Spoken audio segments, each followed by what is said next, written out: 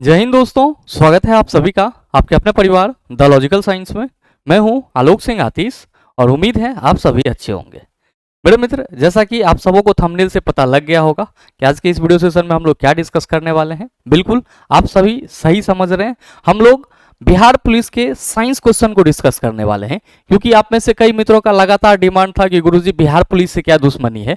तो भाई मेरा किसी से भी कोई दुश्मनी नहीं है और आज से हम लोग बिहार पुलिस के लिए भी क्या करेंगे, तो सर साइंस क्वेश्चन को डिस्कस कर रहे होंगे। मेरे मित्र, आप सभी यहाँ पे एक चीज ध्यान में रखेंगे कि जो भी चीजें आपको यहाँ पे करवाया जाएगा उसका पूरा जो बोर्ड पीडीएफ है ये कहाँ मिलेगा, ये हमारे टेलीग्राम ग्रुप से मिल जाएगा, जिसका लिंक इस वीडियो के नीचे डिस्क्रिप्शन में दिया हुआ है। आप वहां से जाकर के पीडीएफ को एक्सेस कर सकते हैं। और साथ ही आप सभी से ये उम्मीद रखूंगा कि अगर आप सबों को क्लासेस अच्छी लगे तो क्लासेस को आप सभी शेयर जरूर करेंगे। बहरहाल आइए बात करते हैं हम लोग अपने पहले क्वेश्चन की और देखते हैं पहला क्वेश्चन क्या कुछ कहता है। मेरे मित्र, आप सबों का पहला क्वेश्चन है क्वेश्चन नंबर 1। आपसे क्या पूछा जा रहा है? आपसे पूछा जा रहा है कि एक पत्थर एक नत समतल इंक्लाइंड प्लेन पर 2 मीटर पर सेकंड स्क्वायर के त्वरण से नीचे की ओर जा रही है। गति प्रारंभ करने के कितने समय बाद उसकी गति 6 मीटर पर सेकंड हो जाएगा? मेरे मित्र, आपसे क्वेश्चन करा जा रहा है कि कोई पत्थर है जो इंक्लाइंड प्लेन किसको बोलते हैं? तो सर जो लुढ़का हुआ तल होता है। तो मान लीजिए कि ये कोई पत्थर है और ये इस इंक्लाइंड प्लेन पे क्या कर रहा है सर? नीचे की ओर गति कर रहा है। जब ये नीचे की ओर गति कर रहा है तो सर इसका जो एक्सेलरेशन है वो आपके क्वेश्चन में कहा जा रहा है 2 मीटर पर सेकंड स्क्वायर है। और साथ ही साथ ये कहा जा रहा है कि गति प्रारंभ के कितने समय बाद, यानी कि जब ये 2 मीटर पर सेकंड स्क्वायर के गति से चल रहा है या आप कह सकते हो 2 मीटर पर सेकंड स्क्वायर के त्वरण से ये त्वरित हो रहा है, तो कितने टाइम के बाद, यानी कि t इक्वल टू व्हाट, कि इसका वेग क्या हो जाए? 6 मीटर पर सेकंड हो जाए। आप कहेंगे गुरुजी ये कैसे सॉल्व होगा? तो मेरे मित्र, बड़ा ही सरल सा फॉर्मूला लगेगा और आप सभी इसको आसानी से सॉल्व कर लेंगे। आप सभी ने इक्वेशन ऑफ मोशन जरूर पढ़ा होगा, जिसको हम लोग गति का समीकरण कहते हैं। आप सभी क्या कहते हैं कि गुरुजी जब हम लोग इक्वेशन ऑफ मोशन की बात करते हैं तो इक्वेशन ऑफ मोशन में हमें तो 3 समीकरण पढ़ना होता है। बिल्कुल, v equal to u plus a t, जहां पे v अंतिम वेग, u प्रारंभिक वेग, a त्वरण और t, तो a आपका क्या होता है? त्वरण और t क्या होता है सर? समय। दूसरा समीकरण s equal to u t plus half a t square है। और तीसरा आपका क्या है? तो तीसरा होता है sir v square equal to u square plus 2as। और मेरे मित्र, इसी में से हमें एक समीकरण लगाना है और ये क्वेश्चन सॉल्व हो जाएगा। आप सभी ध्यान में रखेंगे कि गति एवं समय से संबंधित जब भी आपसे क्वेश्चन पूछा जाए और क्वेश्चन में आपका प्रारंभिक वेग का चर्चा ना किया हुआ रहे, तो हम लोग प्रारंभिक वेग अपने मन से क्या मान लेंगे चेला जी? 0 मान लेंगे। क्या मान लेंगे? 0 मान लेंगे। और ध्यान देंगे कि यहां पे भी हम लोग प्रारंभिक वेग क्या मानेंगे? 0। क्यों? क्योंकि सर हमारे क्वेश्चन में प्रारंभिक वेग का जिक्र नहीं किया गया है। और कॉमन सी बात है कि अगर कोई चीज यहां से लुढ़काएंगे तो वो कहां से स्टार्ट होगा सर? 0 से चलना स्टार्ट होगा, भले ही कुछ देर के बाद उसकी वेग क्या हो जाए, कुछ भी क्यों ना हो जाए। तो आप कहेंगे कि गुरुजी जब हमको u दिया हुआ है, a दिया हुआ है और v दिया हुआ है और t पूछ रहा है, तो आपने यहां पे जो गति का पहला समीकरण v equal to u plus a t लिखा है, इससे तो हम आंसर निकाल सकते हैं। बिल्कुल निकाल सकते हैं। मेरे मित्र, आप सभी कहेंगे कि गुरुजी चूंकि v equal to u plus a t होता है, v इक्वल टू क्या होता है? u प्लस ए टी होता है, इसीलिए हमारा अंतिम वेग क्वेश्चन में दिया हुआ है कि 6 मीटर पर सेकंड, तो 6 रख देते हैं। u हमारा 0 है तो 0 रख देते हैं। एक्सेलरेशन हमारा 2 मीटर पर सेकंड स्क्वायर है और t हमें निकालना है। आप क्या कहेंगे कि गुरुजी 6 इक्वल टू 2t हो जाएगा और 2 तिया 6, यानी कि t इक्वल टू हमारा कितना हो गया? आप कहेंगे 3 सेकंड। मतलब आपसे जो क्वेश्चन करा जा रहा है कि एक पत्थर एक नत समतल पर 2 मीटर पर सेकंड स्क्वायर के त्वरण से नीचे की ओर जा रही है, गति प्रारंभ करने के कितने समय बाद उसकी गति 6 मीटर पर सेकंड हो जाएगी? आप कहेंगे सर 3 सेकंड बाद उसकी जो वेग होगी वो क्या हो जाएगी? 6 मीटर पर सेकंड हो जाएगी। मेरे मित्र, आप सभी ध्यान में रखेंगे, अगर आपसे कभी ये क्वेश्चन पूछ लिया जाए कि ये जो गति का समीकरण है इसकी खोज किसने करा था, तो आप लोग झट से कह देते हैं न्यूटन। बिल्कुल ही गलत है। आप सभी ध्यान में रखना कि ये जो गति का समीकरण है इसकी खोज गैलीलियो नामक वैज्ञानिक ने करा था। किसने करा था? गैलीलियो ने करा था। जबकि अगर हम लोग बात करेंगे किसकी? सर गति के नियम की, तो हम लोग किसका नाम लेंगे? न्यूटन का नाम लेंगे। उम्मीद करते हैं समझ पाए होंगे। आइए बात कर लेते हैं अगले क्वेश्चन की। मेरे मित्र अगला क्वेश्चन है क्वेश्चन नंबर 2 कि कैथोड किरणें तीव्र गतिशील ऋण आवेशित कणों की एक धारा है, इन कणों को क्या कहते हैं? मेरे मित्र आप सभी ध्यान में रखेंगे कि जब भी बात की जाएगी कैथोड रे की, जब भी बात की जाएगी कैथोड रे की, तो कैथोड रे जो है वो किसका ओरिजिन माना जाता है? इलेक्ट्रॉन का ओरिजिन माना जाता है। किसका ओरिजिन माना जाता है? इलेक्ट्रॉन का ओरिजिन माना जाता है।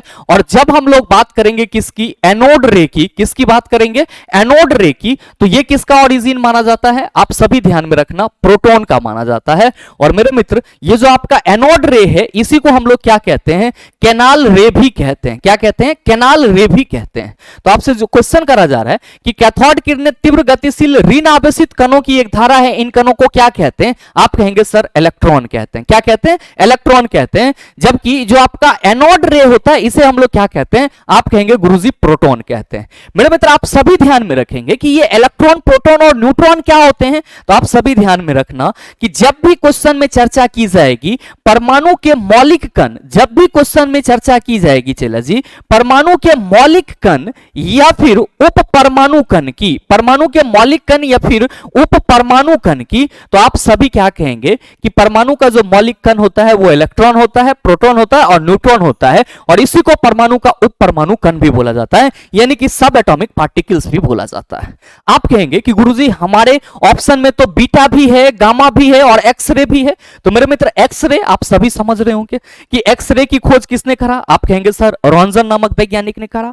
अब यहां पर सवाल है कि सर ये बीटा और गामा क्या है? तो मेरे मित्र आप सभी ध्यान में रखेंगे कि बीटा और गामा को छोड़ करके हम लोग अल्फा रे की भी बात करते हैं, यानी कि आपका जो रे होता है वो अल्फा रे भी होता है, बीटा रे भी होता है और साथ में क्या होता है? तो गामा रे भी होता है। और मेरे मित्र आप सभी ध्यान में रखेंगे कि ये जो अल्फा, बीटा और गामा रे है ये आपको कब देखने को मिलती है? तो जब सर रेडियो सक्रिय पदार्थ में क्षय होता है तो आपको क्या देखने को मिलती है? अल्फा, बीटा और गामा रे देखने को मिलती है। तो ये चीज भी आप सभी अपने माइंड में रखेंगे। और मेरे मित्र आप सभी यहां पे ध्यान में रखिएगा कि ये जो गामा रे है इसकी भेदन क्षमता क्या होती है? सबसे ज्यादा होती है, यानी कि इसकी पेंट्रेशन पावर क्या होती है सर? सबसे ज्यादा होती है। तो ये चीज भी आप अपने माइंड में रखेंगे। बहरहाल बात कर लेते हैं अगले क्वेश्चन की। अगला क्वेश्चन की विद्युत चुंबकीय तरंग स्पेक्ट्रम में न्यूनतम तरंगदैर्घ्य निम्न में से किसका है? आप सभी ध्यान में रखेंगे न्यूनतम तरंगदैर्घ्य गामा रे का होता है।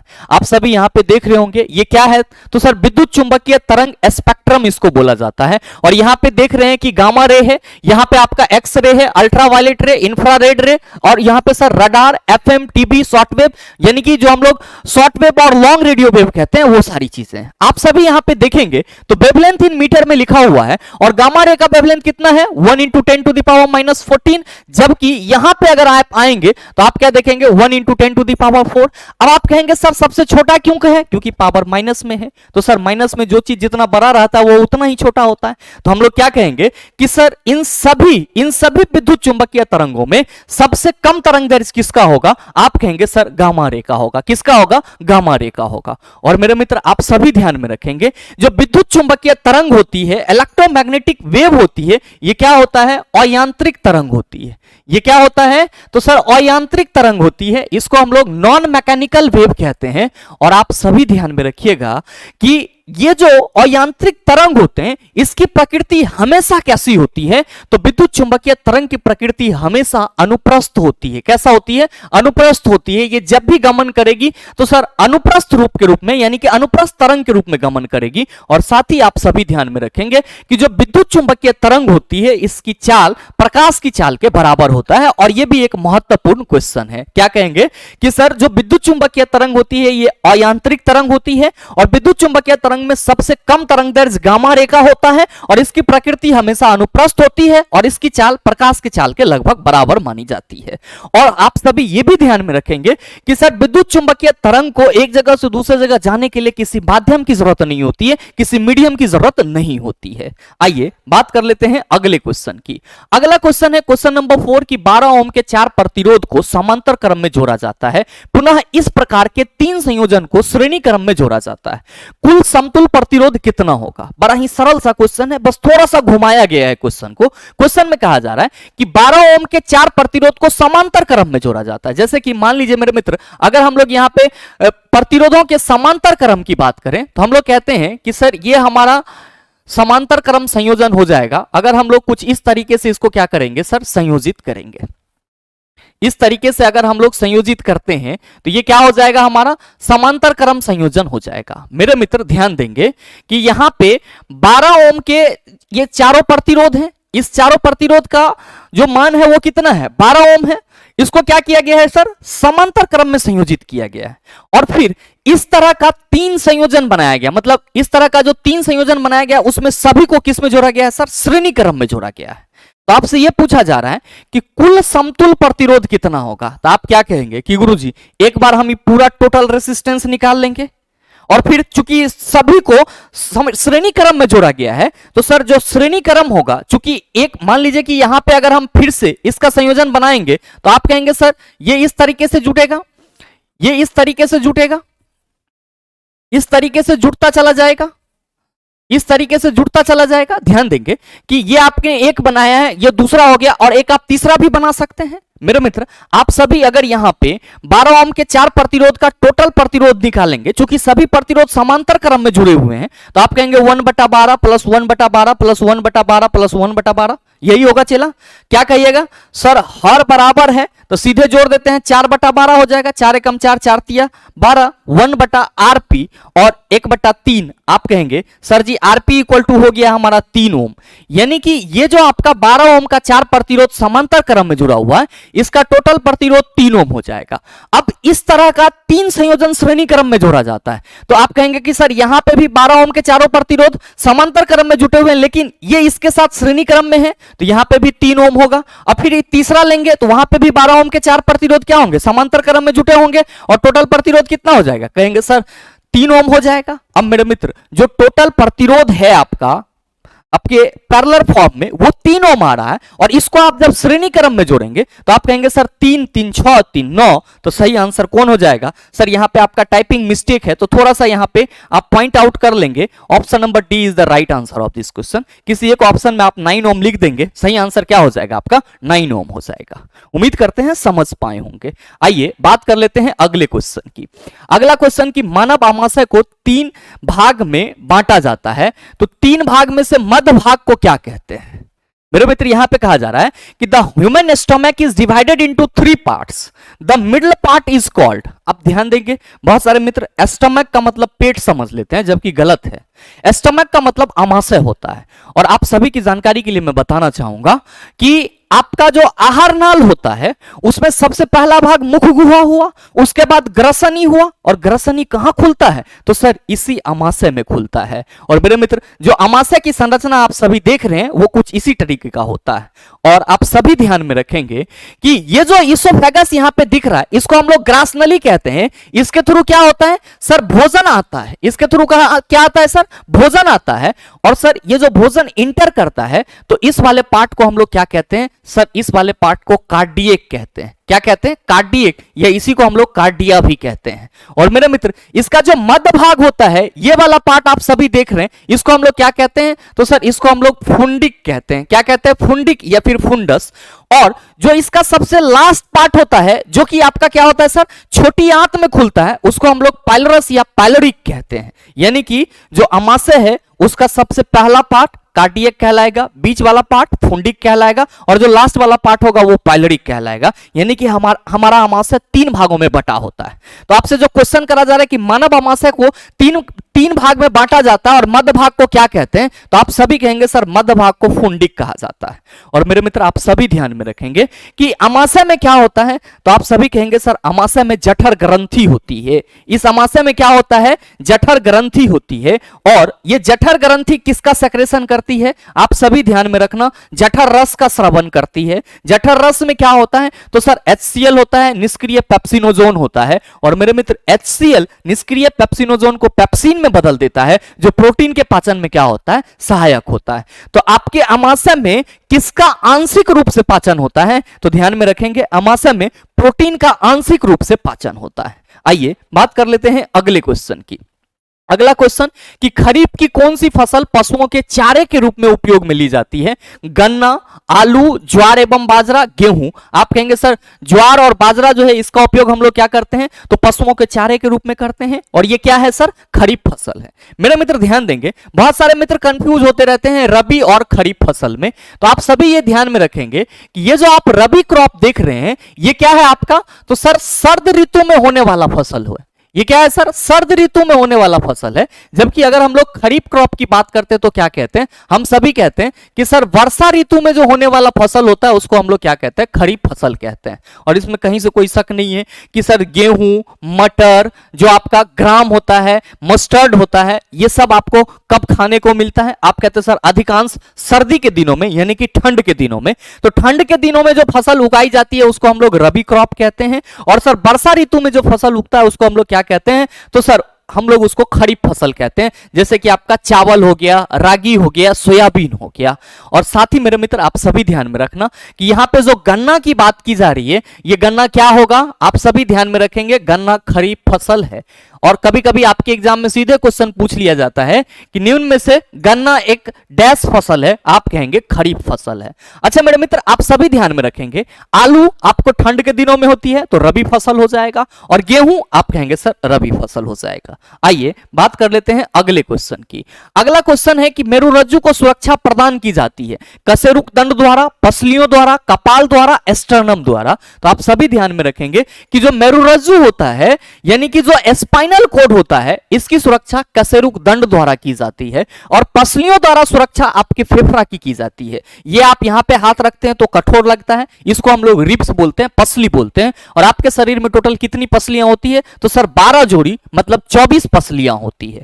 और साथ ही मेरे मित्र आप कहेंगे कपाल द्वार, तो सर जो आपका कपाल है इसका जो फोरहेड होता है उसको हम लोग कपाल द्वार कहते हैं। और एस्टर्नम द्वार, तो मेरे मित्र आपका जो ये थोरेकिक कैविटी है जिसको वक्ष गुहा बोलते हैं, इसके बीच में जो आपका पार्ट होता है, यानी कि दो भागों को बांटने वाला जो होता है उसको हम लोग क्या कहते हैं? एस्टर्नम बोलते हैं। तो ये चीज भी आप ध्यान में रखेंगे। नेक्स्ट क्वेश्चन आपके सामने है कि डैश पादप की पत्तियां बीड़ी बनाने के लिए उपयोग की जाती है। तेंदु की जो पत्ती होती है उसका उपयोग हम लोग बीड़ी बनाने के लिए करते हैं। नेक्स्ट है कि संपीड़ित प्राकृतिक गैस कौन सी होती है? आप सभी ध्यान में रखेंगे कि मीथेन को संपीड़ित प्राकृतिक गैस बोला जाता है, और मेरे मित्र इसी को हम लोग शॉर्ट फॉर्म में सीएनजी कहते हैं, मतलब कंप्रेस्ड नेचुरल गैस। ध्यान में रखेंगे कि अगर हम लोग एलपीजी की बात करेंगे तो इसका फुल फॉर्म क्या होता है? इसका फुल फॉर्म होता है लिक्विफाइड पेट्रोलियम गैस। क्या होता है इसका full form? Liquefied petroleum gas. और आप सभी ध्यान में रखना, आप सभी ध्यान में रखना कि इसके मेन कंपोनेंट की अगर हम लोग बात करते हैं तो कौन आ जाता है? तो सर ब्यूटेन आ जाता है, प्रोपेन आ जाता है, और साथ में कौन आता है? तो गुरुजी आइसोब्यूटेन आता है। कौन आता है? आइसोब्यूटेन आता है। मेरे मित्र संपीड़ित प्राकृतिक गैस, इसको हम लोग शॉर्ट फॉर्म में सीएनजी कहते हैं। फुल फॉर्म इसका क्या होता है? Compressed natural gas. क्या होता है? Compressed natural gas, compressed natural gas. और साथ ही ध्यान में रखेंगे एक तीसरा भी होता है आपका पीएनजी, जिसका फुल फॉर्म क्या होता है? Pipe natural gas. क्या होता है? Pipe natural gas, pipe natural gas. और मेरे मित्र आप सभी देख रहे हैं यहां पे कि प्रोपेन है, इथेन है, ब्यूटेन है, मीथेन है। आप सभी ध्यान में रखेंगे कि ये आपका किस प्रकार का हाइड्रोकार्बन है। आप सभी कहना कि सर ये सभी जो हैं ये संतृप्त हाइड्रोकार्बन है। क्या है? संतृप्त हाइड्रोकार्बन है। और मेरे मित्र आप सबों को मालूम है कि संतृप्त हाइड्रोकार्बन हम लोग किसको बोलते हैं? एल्केन को बोलते हैं। तो जाहिर सी बात है कि प्रोपेन, मीथेन, इथेन, ब्यूटेन सब क्या है? तो एल्केन ग्रुप के कंपाउंड हैं। जबकि एल्कीन और एल्काइन को हम लोग क्या बोलते हैं? और संतृप्त हाइड्रोकार्बन बोलते हैं। नेक्स्ट क्वेश्चन आपके सामने है कि प्रथम टीका विकसित किया गया था। आप सभी ध्यान में रखना कि प्रथम टीका एडवर्ड जेनर के द्वारा विकसित किया गया था। लुई पास्चर के द्वारा किसकी खोज की गई थी? तो सर पास्चुराइजेशन की खोज की गई थी। किसकी खोज की गई थी? तो आप सभी ध्यान में रखेंगे पास्चुराइजेशन की खोज की गई थी। और साथ ही जो रेबीज का टीका है उसकी भी खोज किसके द्वारा की गई थी? लुई पास्चर के द्वारा की गई थी। कार्ल लैंडस्टेनर मेरे मित्र इसके द्वारा रक्त समूह ब्लड ग्रुप की खोज की गई थी। और आप सभी ध्यान में रखेंगे जो हम लोग ए बी और साथ ही साथ ए बी और ओ कहते हैं, ये क्या है तो आपका सर ब्लड ग्रुप है, यानी कि ब्लड ग्रुप की खोज कार्ल लैंडस्टेनर द्वारा की गई थी। जोसेफ मिस्चर, आप सभी ध्यान में रखेंगे कि जोसेफ मिस्चर जो है वो रेबीज नामक बीमारी से पीड़ित थे और लुई पास्चर के द्वारा पहला टीकाकरण इसी के ऊपर किया गया था। तो आप ये चीज भी अपने माइंड में रखेंगे। नेक्स्ट क्वेश्चन नंबर 11 कि एक डैश द्वारा बना प्रतिबिंब हमेशा आभासी, सीधा एवं अत्यधिक छोटा होता है। सर उत्तल दर्पण द्वारा जो प्रतिबिंब बनता है वो हमेशा क्या होता है सर, आभासी, सीधा और अत्यधिक छोटा होता है। जबकि अवतल दर्पण द्वारा सर सभी प्रकार के प्रतिबिंब बनाए जाते हैं। और बात करेंगे अवतल लेंस के द्वारा, तो सर इसके द्वारा भी प्रतिबिंब जो बनता है वो आभासी होता है, सीधा होता है, लेकिन छोटा होता है, अत्यधिक छोटा नहीं कहते हैं। और अगर उत्तल लेंस की बात करेंगे तो आप कहेंगे कि सर इसके द्वारा भी सभी प्रकार की प्रतिबिंब बनाई जाती है। सभी प्रकार के प्रतिबिंब का मतलब क्या हुआ, काल्पनिक, वास्तविक, बड़ा, छोटा और वस्तु के बराबर सभी प्रकार के प्रतिबिंब आपको अवतल दर्पण और उत्तल लेंस से देखने को मिल जाएंगे। आइए बात कर लेते हैं अगले क्वेश्चन की। अगला क्वेश्चन नंबर 12 कि निम्न में से कौन सा ऊर्जा का मात्रक नहीं है।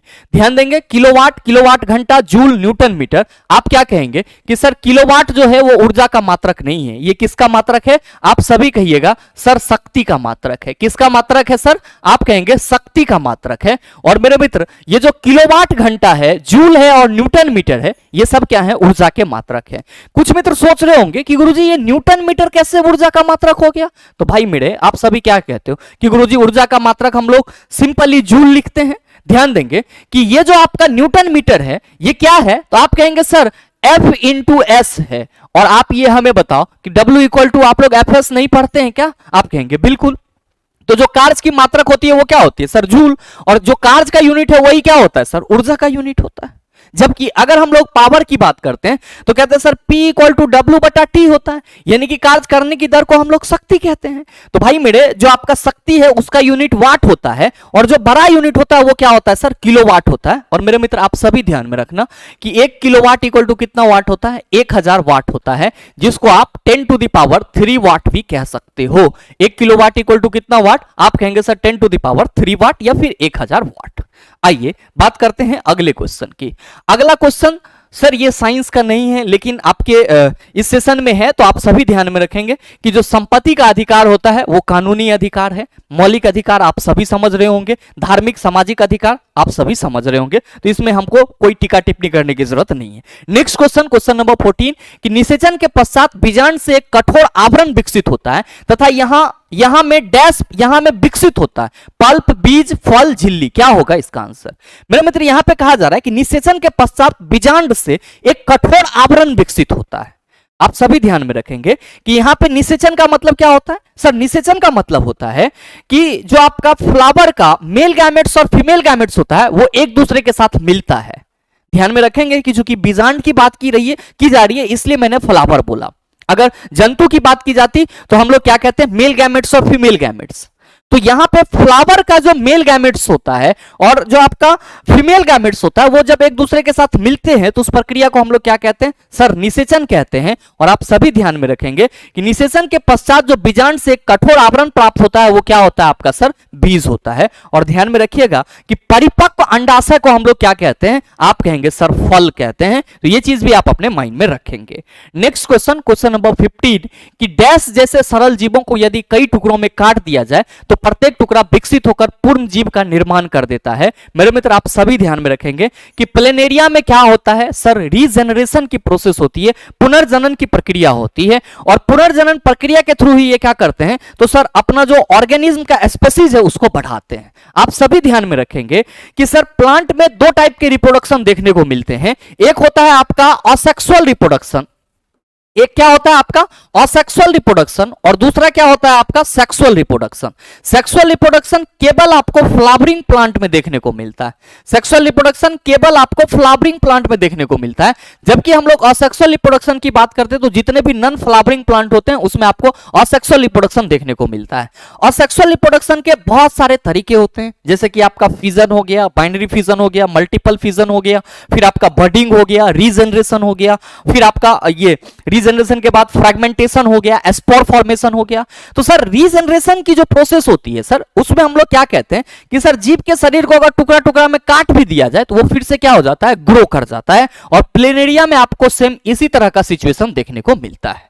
आइए नेक्स्ट क्वेश्चन को डिस्कस करते हैं। क्वेश्चन नंबर 16 कि दो पिंडों के बीच गुरुत्वाकर्षण बल R के निम्न रूप में परिवर्तित होता है, जहां R दोनों पिंडों के बीच की दूरी है R square, R 1/r 1/r square. भाई मेरे आप सभी ध्यान में रखेंगे कि गुरुत्वाकर्षण के सार्वत्रिक नियम के अनुसार अगर दो मासेबल ऑब्जेक्ट को एक दूसरे से r डिस्टेंस पर रखा जाए तो इस दोनों के बीच में जो लगने वाला बल होगा दोनों के द्रव्यमान के समानुपाती होगा और इसके बीच के दूरी के वर्ग के व्युत्क्रमानुपाती होगा। और यहां से प्रोपोर्शनल साइन हटाएंगे तो हम लोग कहेंगे सर इसके बदले g रखेंगे और g m1 इंटू m2 बटा क्या हो जाएगा, r स्क्वायर हो जाएगा। और ये जो g है इसको हम लोग क्या बोलते हैं सर, गुरुत्वाकर्षण का सार्वत्रिक नियतांक बोलते हैं, यानी कि ग्रेविटेशनल कांस्टेंट बोलते हैं।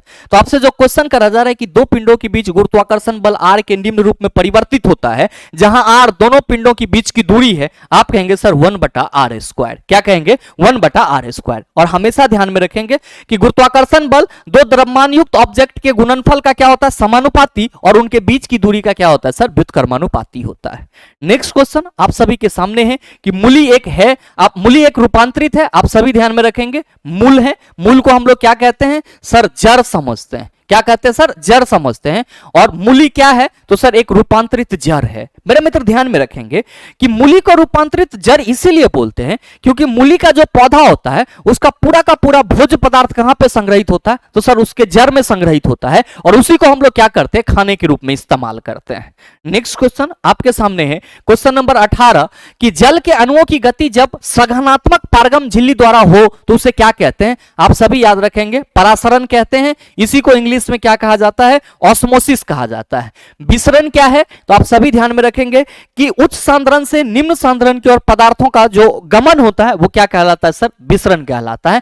परिवहन आप सभी समझ रहे होंगे, एक जगह से दूसरी जगह जाना परिवहन है। अंतःशोषण मतलब क्या हुआ सर, एब्जॉर्प्शन, जिसको हम लोग क्या कहते हैं, किसी चीज को अवशोषित करने की प्रक्रिया अवशोषण कहलाएगी। नेक्स्ट क्वेश्चन, क्वेश्चन नंबर 19, बड़ा ही सरल सा सवाल और इसका जवाब मैं आप सबों से उम्मीद करूंगा कि सही आंसर क्या होगा नीचे कमेंट करके जरूर बताइएगा। थोड़ा सा यहां पे सुधारेंगे सर कि के सिबन अध्यक्ष हैं, यहां पे अध्यक्ष हैं लिखाएगा और आप सभी इसका आंसर नीचे कमेंट करके जरूर बताइएगा, मेरे ख्याल से सबों को मालूम होगा। नेक्स्ट क्वेश्चन, क्वेश्चन नंबर 20 कि निम्नलिखित में से भारी मशीनों के उपयोग के लिए स्नेहक कौन सा है। मेरे मित्र स्नेहक के रूप में हम लोग भारी मशीन में ग्रेफाइट का इस्तेमाल करते हैं। स्नेहक क्या होता है तो सर ये लुब्रिकेंट होता है। क्या होता है, लुब्रिकेंट होता है। और भारी मशीनों में घर्षण हानि को कम करने के लिए हम लोग लुब्रिकेंट का इस्तेमाल करते हैं, जहां पे आपका मेनली रूप से किसका इस्तेमाल होता है सर, ग्रेफाइट का इस्तेमाल होता है। मेरे मित्र नेक्स्ट आपके ऑप्शन में बॉक्साइट है, तो आप सभी ध्यान में रखेंगे अगर आपसे क्वेश्चन पूछा जाएगा कि एल्युमिनियम का अयस्क क्या है तो आप सभी कहेंगे बॉक्साइट है। मेरे मित्र आपके आज के इस सेशन में टोटल 20 क्वेश्चन थे और मेरे ख्याल से इस प्रकार के क्वेश्चन को आप आसानी से सॉल्व कर लिए होंगे और अगर आपको दोबारा दे दिया जाए तो आप उसका जवाब भी आसानी से दे सकते हैं। और साथ ही उम्मीद करते हैं कि ये छोटा सा सेशन आप सबों को अच्छा लगा होगा। अगर आपको अच्छा लगा तो वीडियो को लाइक कीजिएगा, ज्यादा से ज्यादा शेयर कीजिएगा और हाँ, अगर आप चैनल पर नए हैं तो सब्सक्राइब करके बेल आइकन दबा लीजिएगा ताकि इस तरह के एग्जाम रेलेवेंट वीडियो का नोटिफिकेशन सबसे पहले आपके पास पहुंचे और आप उसको सबसे पहले देख पाओ। मिलते हैं फिर अगले वीडियो सेशन में, तब तक के लिए best of luck, thank you, have a nice day.